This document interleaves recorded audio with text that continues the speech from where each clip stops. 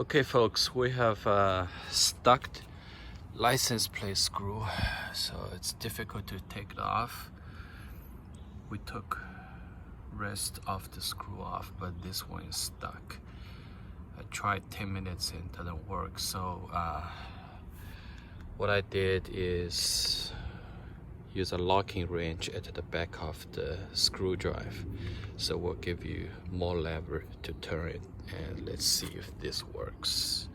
I just use one hand.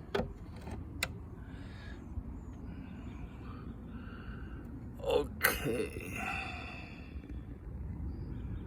let's see if that works. One hand. Yes, great, it worked.